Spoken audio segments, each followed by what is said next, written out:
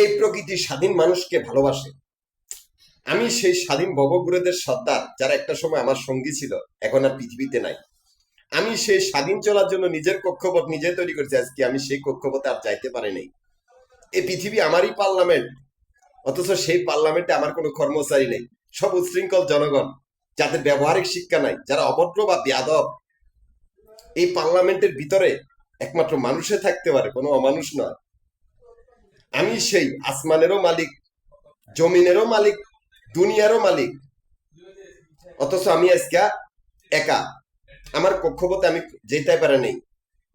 আসমানের আশিক, বর্তমান আশিক চৌধুরী, বাংলাদেশের চাঁদপুরের কৃতি সন্তান, তার পূর্বশরীরা ডক্টর এখানে বাপমার খুনি। দুনিয়া আশিক, দুনিয়া আশিক কিন্তু কৃষ্ণ আশিক, সে কিন্তু প্রফেসর।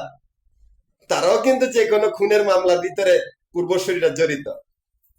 জমানা আশিক, সে কিন্তু নাস্তিক। জমানা আশিকটাও বন্দি।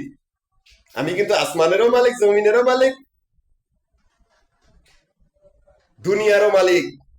এই কথা মনে রাখবে আশিক চৌধুরী। তোমার আত্মীয় স্বজন গুলো সারা পৃথিবীর জঙ্গি সংগঠন বা ডাকাত দল, তাই তুমি আসমানেরও ডাকাত দল। তোমরা কোনো দিকে পালাতে পারবে না, তিনও দিকে বন্দি, চতুর্দিক। কোন দিকে পালাবা? আমরাই সে এক গাটে থাকি, চতুর্পাশে আমারই বাহিনী তোমাদের রগে রগে ঢুকেছে। তোমরা যদি টু শব্দ করো, তাই তোমাদের কল্লা কাটা যাবে বা গণদোলাই দিবে। কেন জানো? তোমরা বন্দী হয়ে গেছ আমাদের এই ভবঘুরেদের সাজানো জালের ভিতরে, যেখানে তোমরা পালাতে পারবে না যেখান থেকে। এই পৃথিবী আমার পার্লামেন্ট, এই কথাটা মনে রাখবে। যেহেতু আমরা স্বাধীন ভবঘুরের দল, আমরা মানুষ পছন্দ করি, অমানুষ নয়।